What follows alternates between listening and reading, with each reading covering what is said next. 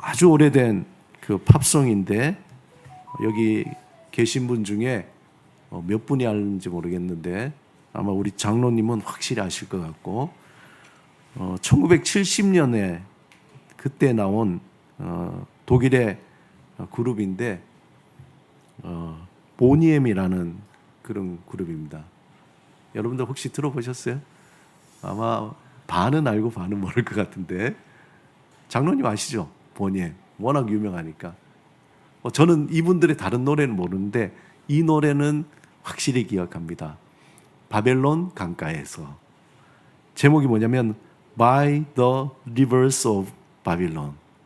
약간 음을 더하면은 By the Rivers of Babylon 이렇게 시작하는 거예요. 잘 모르시는군요. 상황 모르지? 알 수가 있나? 워낙 오래했는데.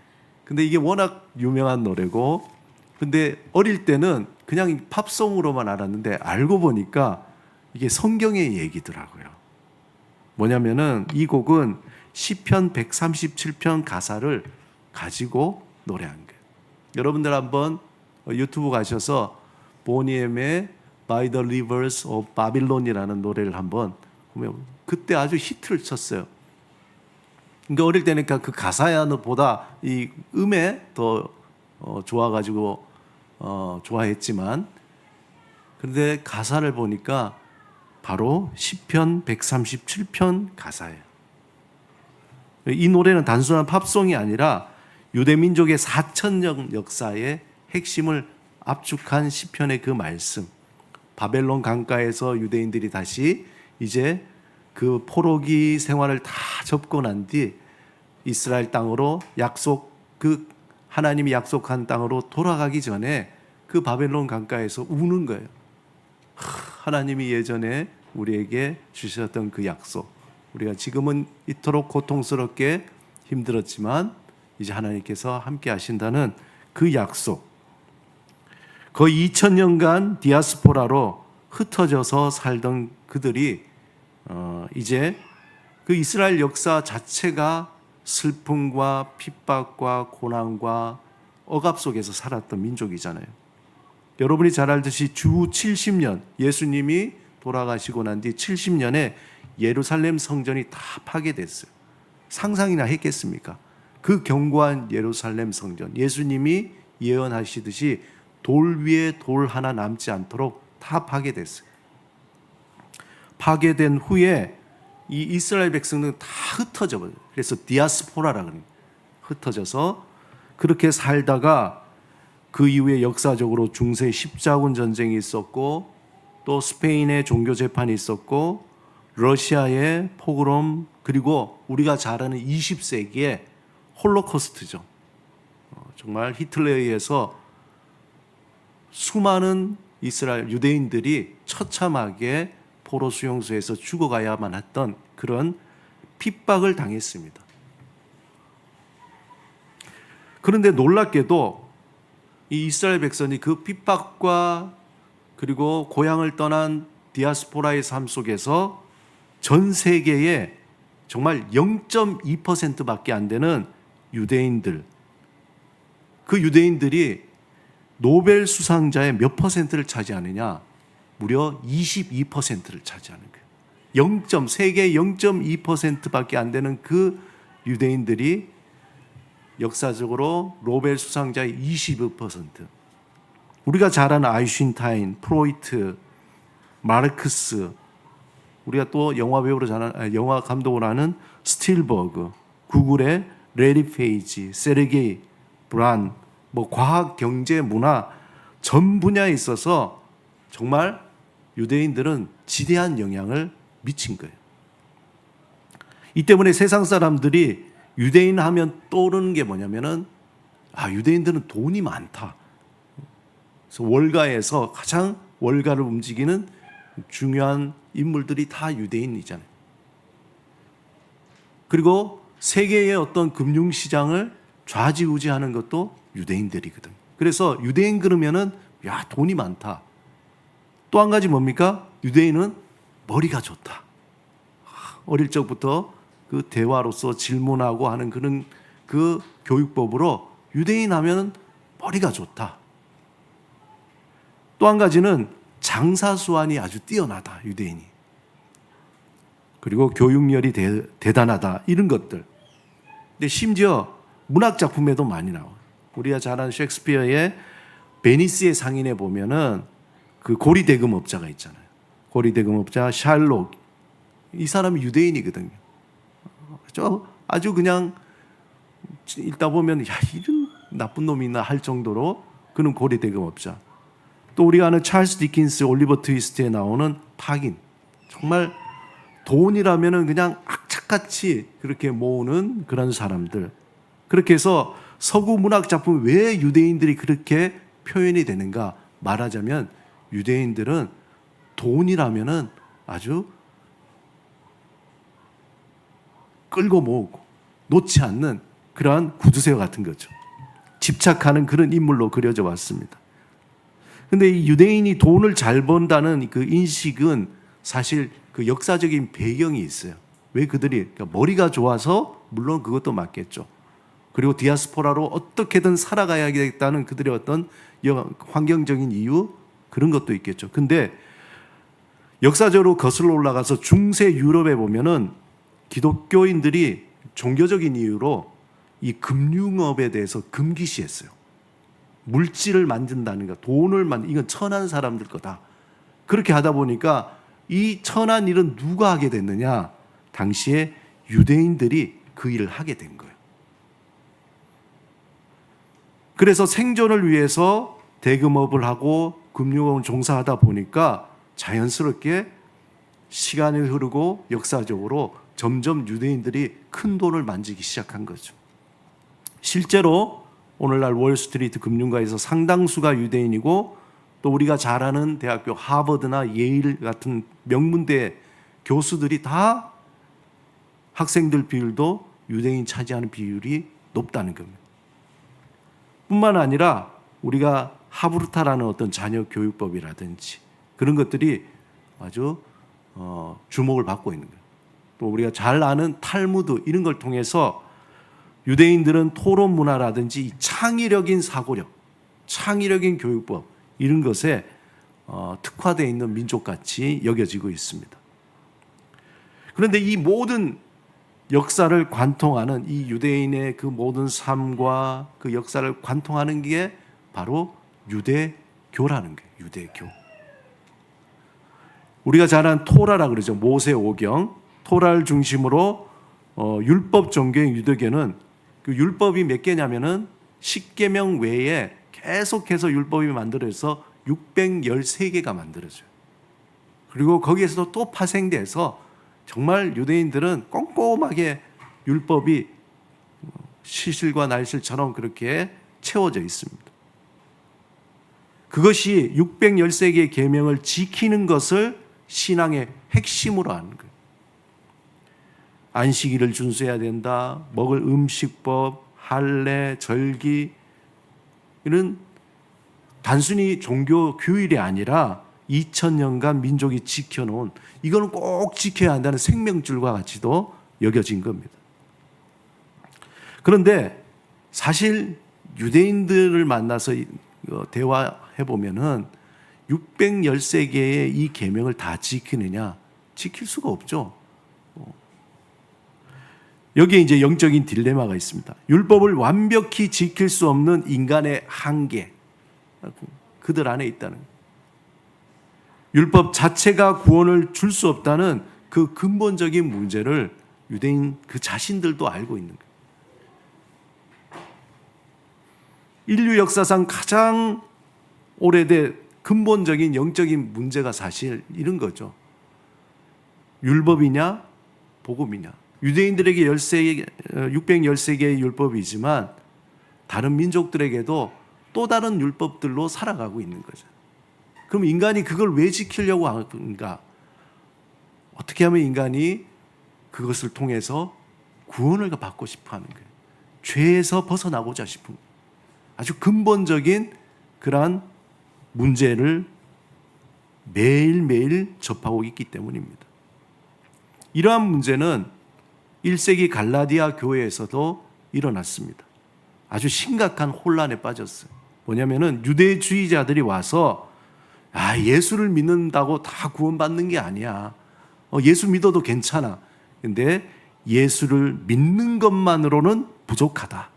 예수 믿는 것 플러스 할례도 받고 율법을 지켜야 구원을 받는다고 그렇게 미혹을 한 겁니다. 그러니까 원래 유대인인 사람들이 예전에 613개의 율법을 지키다가 예수라는 메시아가 와서 십자가에 죽고 3일 만에 부활해서 그것을 믿으면 구원을 얻는다고 하니까 그것을 믿고 따라가다 보니까 뭔가 허전한 게 이래도 될까? 라는 그 마음의 허전함에 유대주의자들이 와서 그렇지 허전하지 거기에 율법을 지켜야지 이게 완벽하게 되는 거야. 그래서 갈라디아 교회의 교인들이 흔들리기 시작해요. 예수만 믿는 것으로 충분하지 않고 율법을 지켜야 되는구나 하면서 다시 예수도 믿고 예전에 지켜왔던 율법들도 지키려고 하는 사람들이 있어요. 이에 사도 바울은 갈라디아서를 통해서 분명한 답을 제시하는데 오늘 본문 23절에 이렇게 말하고 있습니다. 23절 함께 읽겠습니다. 시작. 믿음이 오기 전에 우리는 율법 아래 매인 바 되어 계시될 믿음의 때까지 갇혔느니라. 23절에 보면은 믿음이 오기 전에 예수 그리스도가 오기 전에는 당연히 613개의 율법을 지켜야 구원을 얻는 걸로 알고 있었어요. 그런데 이 믿음이 오니까 상황이 바뀌게 된 거죠. 무슨 얘기냐면은 율법은 하나님께서 모세를 통해서 주신 거룩한 계명이었어요.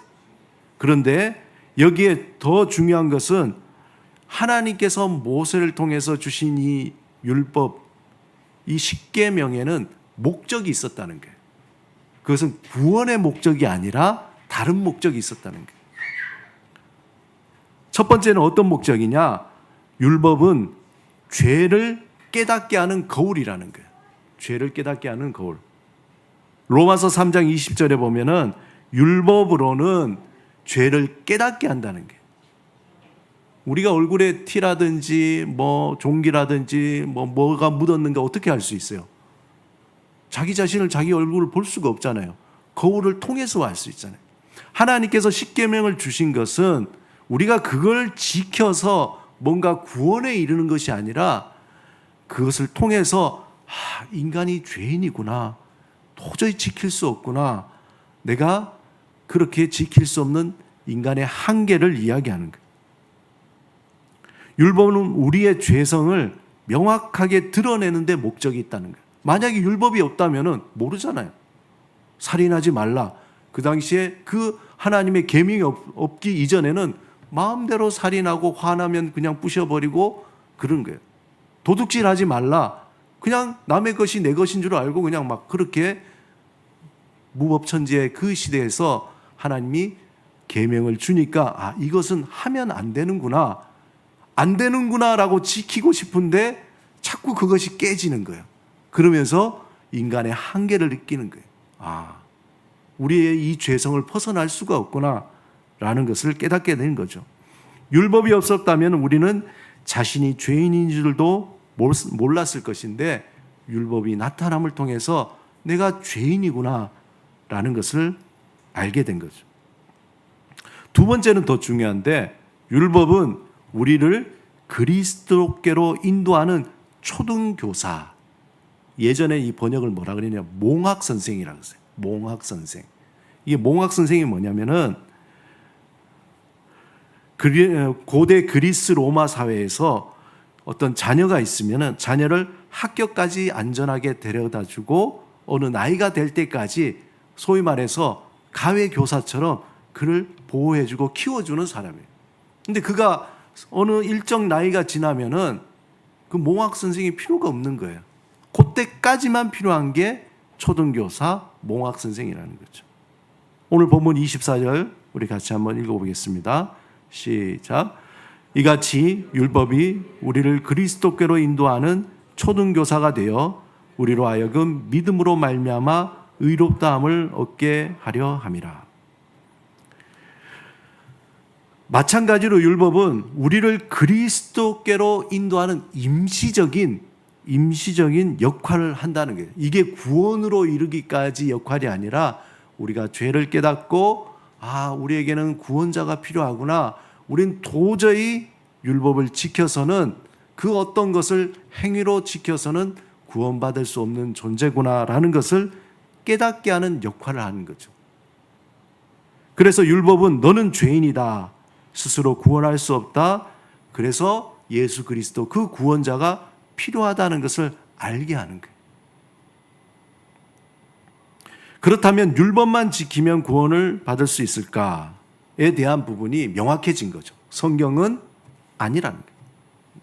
아니다. 성경은 단호하게 안 된다는 거예요. 율법은 완전한 순종을 요구하는 거예요. 율법은 지켰다가 안 지켰다가 했다가 안 했다가 이런 어떤 그런 뭔가 선택의 여건이 아니라 완전하게 지키려면 끝까지 지켜야 된다는 거예요. 타락한 인간은 그것을 감당할 수 없는 거예요. 야고보서 2장 10절에 보면은 누구든지 온 율법을 지켰다가 그 하나를 범하면 모든 것을 범한 자가 된다는 거예요. 이런 게 하나님 저 율법 613개 중에서 전 612개 지켰어요. 딱 하나 못 지켰거든요. 한번 봐주세요. 저 구원해 주세요. 하나님은 안 되는 거예요. 지키려면 613개 다 지켜야지. 하나라도 못 지키면 그거는 다 안 지킨 거나 마찬가지라는 거예요. 율법은 부분적인 순종이 아닌 100% 완전한 순종을 요구합니다. 더 근본적으로 율법은 죄를 드러낼 뿐 용서의 능력이 없는 거예요. 우리의 죄만 드러내지 그것을 해결할 수 없다는 거예요. 율법은 의사가 사용하는 엑스레이와 같은 거죠. 병을 정확하게 진단하지만 치료는 못해요. 율법은 우리의 영적인 상태를 진단은 하지만 그 병을 고칠 수는 없다는 거예요. 그래서 로마서 8장 3절에는 명확하게 말합니다. 율법이 육신으로 말미암아 연약하여 할 수 없는 그것을 하나님은 하신다는 거예요. 율법은 못하지만 하나님은 하신다는 거예요. 율법과 반대로 복음은 우리에게 좋은 소식을 들려주는데 그 소식은 율법이 할 수 없는, 요구할 수 없는 그것을 완성한다는 거예요. 예수님이 이 땅에 오셨을 때 마태복음 5장 17절에 그래서 이렇게 얘기하는 겁니다. 내가 율법이나 선지자를 폐하러 온 줄로 생각하지 말라. 그 얘기는 율법은 율법의 그 기능이 있고 선지자는 선지자의 그 역할이 있다는 거예요. 그게 잘못됐다는 것이 아니라 오히려 그것을 통해서 내가 와서 그 모든 것을 완전하게 한다는 거예요. 폐하러 온 것이 아니요 완전하게 하려 함이라. 그래서 예수님은 33년간의 공생애를 통해서 율법을 완전하게 순종하고 하나님의 그 말씀에 순종하고 십자가에서 돌아가셨습니다. 우리의 죄를 대신해서 돌아가시고 3일 만에 부활하셨다는 거예요. 우리가 할 수 없는 것을 완전하신 예수님이 행하시고 그 예수님을 믿을 때에 우리는 그 믿음으로 구원을 얻게 된다는 거죠. 오늘 본문 26절 우리 같이 한번 읽어보겠습니다. 시작.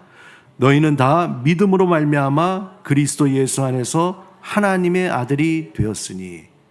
이 믿음이라는 것은 예수 그리스도의 십자가의 죽음과 부활, 예수님께서 율법을 지키시고 하나님의 말씀을 완성하셔서 죽으시고 부활하신 그 사실을 나의 것으로 받아들인다는 거예요.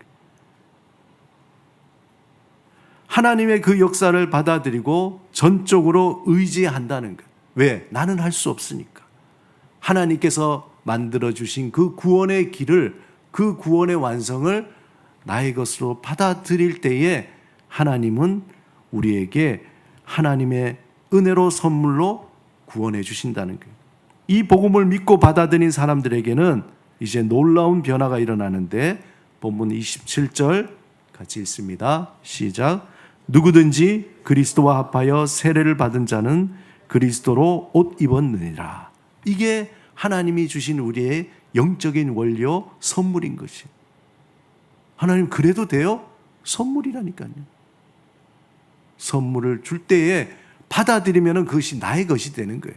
그것처럼 우리가 이룰 수 없는 그것을 하나님께서 율법의 완성이 되신 예수 그리스도를 우리에게 보내주시고 그분이 하신 일들을 우리가 믿을 때에 그 선물을 받아들일 때에 우리의 것이 되는 거죠. 우리가 그리스도의 의로 완전히 덧입혀졌다는 의미입니다. 하나님께서 그래서 우리를 보실 때에 우리의 죄와 허물을 보는 게 아니라 예수 그리스도의 옷을 우리가 선물로 받아 입었기 때문에 하나님은 예수 그리스도를 통해서 우리를 보시니까 우리를 의롭다고 여기시는 겁니다. 오늘 본문 28절에 보면 너희는 유대인이나 헬라인이나 종이나 자유인이나 남자나 여자나 다 그리스도 안에서 하나라고 얘기했어요. 이 복음이라는 것은 그냥 특정하게 유대인만 구원하려고 하는 게 아니라 하나님의 계획은 유대인뿐만 아니라 헬라인이든지 아니면 동양인이든지 어떤 흑인이든지 백인이든지 황인종이든지 다 모든 세상에 있는 모든 사람들에게 적용되는 영적인 원리라는 것이죠. 이는 하나님의 나라의 놀라운 그러한 평등과 하나됨을 보여주는 거예요. 마지막으로 본문 29절에 보니까 이렇게 이야기하는 거예요. 너희가 그리스도의 것이면 곧 하나님의 후손이요 약속대로 유업을 이을 자니라. 누가복음에 보면 나오잖아요. 거꾸로 올라가는 거예요. 그리스도부터 시작해서 쭉 올라가니까 나중에 어디가 나옵니까? 하나님이 나오잖아요. 그게 어떻게 연결이 됩니까? 예수 그리스도를 통해서 연결이 되는 거예요. 저와 저 이스라엘 유대인들이 무슨 상관이 있어요? 나는 한국인이고 이스라엘 사람들이고 중동에 있는 우리는 우리의 역사가 있고 거기는 거기에 역사가 있는데 저하고 무슨 상관이 있어요? 어떻게 연결이 될 수 있습니까? 그것은 예수 그리스도를 통해서 하나님까지 연결이 되는 거예요. 그것이 하나님의 비밀이고 계획이었다는 거예요. 하나님이 유대 이스라엘 백성들을 보호하시고 민족을 이루시고 거기에서 예수 그리스도 그분을 보내주시고 그분이 십자가에 죽으시고 부활하셔서 구원의 길을 열게 하시고 그분을 믿는 모든 자들이 다 하나님과 연결되게 하는 것이에요. 그래서 아브라함의 자손이 되고 약속대로 유업을 이을 자가 되는 거예요. 피에 한 방울 안 섞였지만 예수 그리스도의 피로 우리는 하나님의 자녀가 되는 그러한 선물을 얻게 되는 거죠. 율법이냐 복음이냐 이 질문에 대한 성경의 답은 분명합니다. 율법은 우리를 그리스도께로 인도하는 몽학 선생의 그 역할을 감당했지만 구원은 오직 복음 즉 예수 그리스도를 믿는 믿음으로만 가능하다는 거예요. 이제 우리는 이 믿음 하나님이 주신 예전에는 율법에 얽매여서 유대인들에게 율법이었다면 동양에는 수많은 다른 율법들이 있잖아요. 이걸 해야 복 받고 이걸 해야 뭐 잘 살고 이걸 해야 건강해지고 우리는 이 현대를 살아가는 사람들 서양이면 서양 동양이면 동양 자신을 둘러싼 율법들로 거기에 얽매여서 살아가게 됩니다. 그런데 예수 그리스도를 통하여서 이런 율법들에서 벗어나는 거예요. 구원은 오직 예수 그리스도를 믿는 믿음으로 가능해서 이 율법에서 벗어나서 예수 그리스도 안에서 완전한 자유와 새로운 삶을 살게 되는 거예요.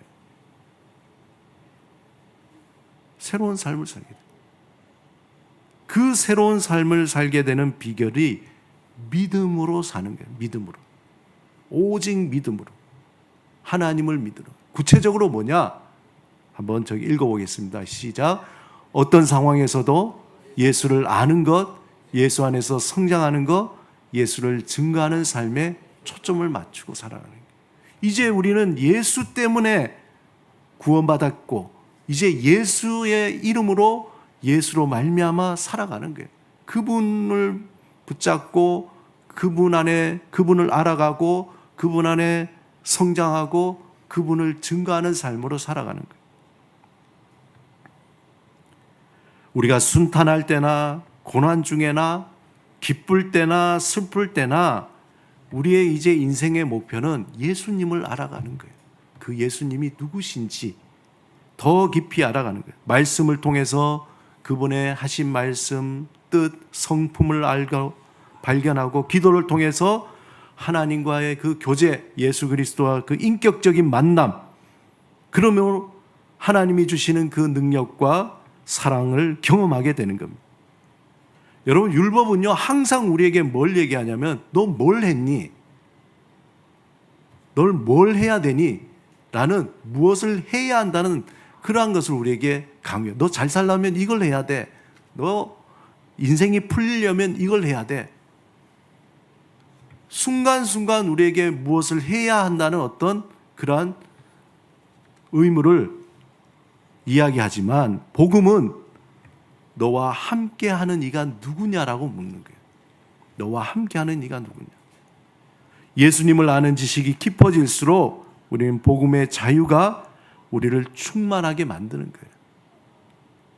두 번째, 예수 안에서 날마다 성장하는 삶을 살아가야 되는데 그리스도 안에서 거하는 것은 단순히 구원을 받았다는 그 어떤 티켓을 얻었다는 만족하는 것이 아니라 성령의 인도하심을 따라서 하나님의 자녀로 진정한 나를 찾아가는 그러한 삶입니다. 세상에 하나밖에 없는 나라는 이 소중한 존재를 예수 그리스도 안에서 새롭게 알아가는 거예요. 세상의 기준이 아닌 하나님의 기준 안에서 나를 발견하는 거예요. 인간 오동섭, 인간 누구누구를 그전에는 그냥 성공해야 되고 어떤 잘 보여야 되고 비교의 대상이 아니라 하나님이 나를 바라보시는 그 소중한 존재로 나를 알아가는 거죠. 성격이 어떻고 재능이 어떻고 무엇을 좋아하고 하나님이 나를 통해서 뭘 원하시는 것인지에 대해서 나를 발견해 나가는 거죠. 마지막으로 예수님을 증거하는 삶인데 복음의 능력으로 삶의 자리에서 예전에 쫓았던 세상의 헛된 욕심과 헛된 소망을 버리고 사는 것, 오직 예수 그리스도가 누구신지 그 삶을 삶 속에서 증거하는 삶입니다. 예수 그리스도를 알다 보니까 자연스럽게 삶에서 배어나오는 사랑과 용서와 격려와 위로와 칭찬과 인내로 사람들이 아는 거예요. 저 사람 다른데? 위로를 받고 격려를 받고 칭찬을 받고 또한 용서를 받은 그 사람들이 우리를 통해서 예수님이 누구신지를 알게 된다는 것. 사랑하는 여러분, 복음 안에서 예수를 알고 예수 안에서 성장하고 예수를 증거하는 삶을 살아가길 바랍니다. 그 삶이야말로 가장 고상하고 가장 가치 있고 진정한 자유를 누리는 복된 삶이라는 것입니다. 이 은혜로운 삶이 나를 가장 나답게 만들고 우리가 매일매일 살아가는 그 일상이 얼마나 소중하고 신비롭고 축복인지 알게 되고 또 하나님께 영광을 돌리는 그러한 축복의 나 자신이 통로가 되는 것을 알게 되는 것입니다. 이 복된 삶을 날마다 누리시기를 주님의 이름으로 축원합니다. 우리 함께 말씀을 생각하시면서 기도드리겠습니다. 오늘 하나님께서 우리에게 주신 이 말씀을 우리가 기억하며 주님, 우리의 삶이 세상의 율법에 얽매인 삶이 아니라 예수 그리스도 안에서 자유하며 날마다 선물로 주시는 그 하루하루를 경험하는 복된 삶이 되게 하여 주옵소서. 우리를 통해서 주님께서 그 복음의 능력을 경험하게 하여 주시고 또한 그 능력을 통하여서 우리가 주님 앞에 온전히 나가는 귀한 삶이 되게 하옵소서. 이 시간에 침묵으로 함께 기도드리겠습니다.